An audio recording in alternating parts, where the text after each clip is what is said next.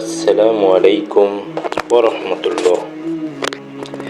মুসলিমের সময়ের প্রিয় দর্শকবৃন্দ, আশা করি আল্লাহর অশেষ রহমতে সকলে ভালো আছেন।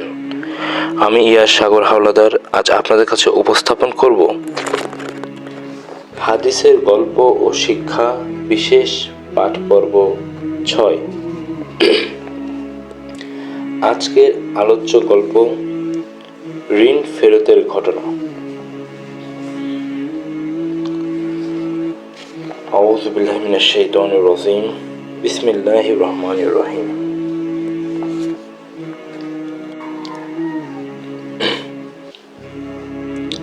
হযরত আবু হুরায়রা রাদিয়াল্লাহু তাআলা আনহুর বরাতে এই হাদিসটির বর্ণনা আছে।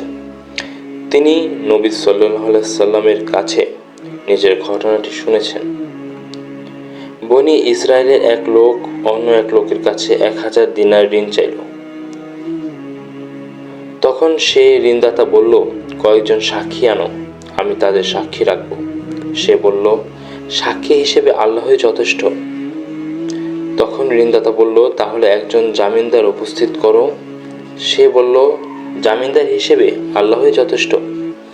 ঋণদাতা বলল, তুমি সত্য বলেছ। এরপর নির্ধারিত সময়ে তাকে 1000 দিনার দিয়ে দিল। তারপর ঋণ গ্রহীতা সমুদ্রে সফর করল। সে তার কাজ শেষ করে সে যানবাহন খুঁজতে লাগলো, যাতে নির্ধারিত সময়ের মধ্যে ঋণদাতার কাছে এসে পৌঁছাতে পারে। কিন্তু সে কোনো বাহন পেল না। তখন সে এক টুকরা কাঠ নিয়ে তার ছিদ্র করে ঋণদাতার নামে একটি চিঠি এবং 1000 দিনার তার মধ্যে ভরে ছিদ্র বন্ধ করে সমুদ্র তীরে এসে বলল, হে আল্লাহ, তুমি তো জানো আমি অমুকের কাছে 1000 দিনার ঋণ চাইলে সে আমার কাছে জামিনদার চেয়েছিল। আমি বলেছিলাম, আল্লাহই জামিন হিসেবে যথেষ্ট। এতে সে রাজি হয়। তারপর সে আমার কাছে সাক্ষী চেয়েছিল। আমি বলেছিলাম, সাক্ষী হিসেবে আল্লাহই যথেষ্ট। তাতে সে রাজি হয়ে যায়। আমি তার ঋণ যথাসময়ে পরিশোধ করার উদ্দেশ্যে যানবাহনের জন্য যথাসাধ্য চেষ্টা করেছি, কিন্তু পাইনি।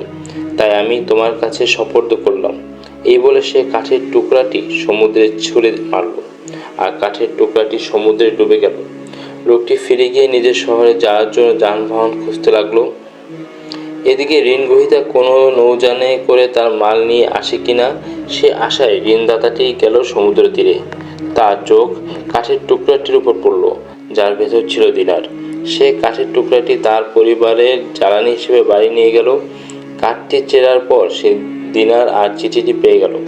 কিছুদিন পর ঋণ গ্রহীতা 1000 দিনার নিয়ে এসে হাজির হলো। বলল, আল্লাহর কসম, আমি আপনার দিনার যথাসময়ে পৌঁছে দেওয়ার জন্য যানবাহনের খোঁজে ছিলাম, কিন্তু আমি এই যে এখন নৌযানে করে এলাম, তার আগে আর কোনো নৌযান পাইনি। ঋণদাতা বলল, তুমি কি আমার কাছে কিছু পাঠিয়েছিলে? ঋণ গ্রহীতা বলল, আমি তো তোমাকে বললামই যে এর আগে আর কোনো নৌযান পাইনি। সে বলল, তুমি কাঠের টুকরার ভেতরে যা পাঠিয়েছিলে তা আল্লাহ তোমার পক্ষ থেকে আমাকে আদায় করিয়ে দিয়েছেন। তখন সে আনন্দ চিত্তে 1000 দিনার নিয়ে ফিরে গেল। হাদিসটি সহিহ বুখারী, হাদিস নম্বর 2291।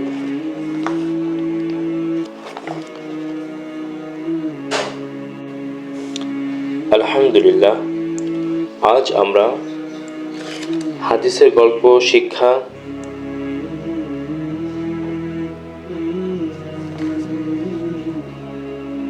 আলোচ্য গল্প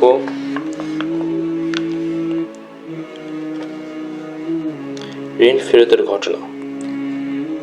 এই হাদিসটি হতে আমরা যে শিক্ষাটি পেলাম তা হলো, আমরা সবসময় ঋণ যথাসময়ে ফেরত দেওয়ার চেষ্টা করব এবং আল্লাহ তাআলার উপর ভরসা করেই আমরা ঋণ গ্রহণ এবং ঋণ দান করব,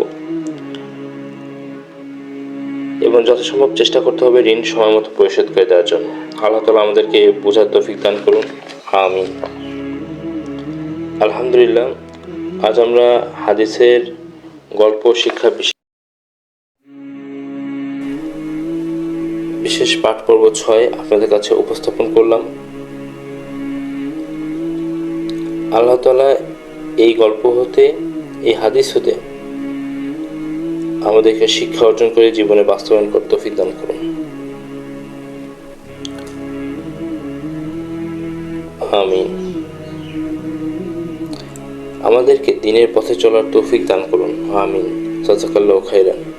সকলে ভালো থাকবেন, সুস্থ থাকবেন। মুসলিমের সময় চ্যানেলটিকে লাইক, কমেন্ট, শেয়ার ও সাবস্ক্রাইব করে দ্বীনি কাজে উৎসাহ প্রদান করবেন ইনশাআল্লাহ। আসসালামু আলাইকুম ওয়া রাহমাতুল্লাহি ওয়া বারাকাতুহু।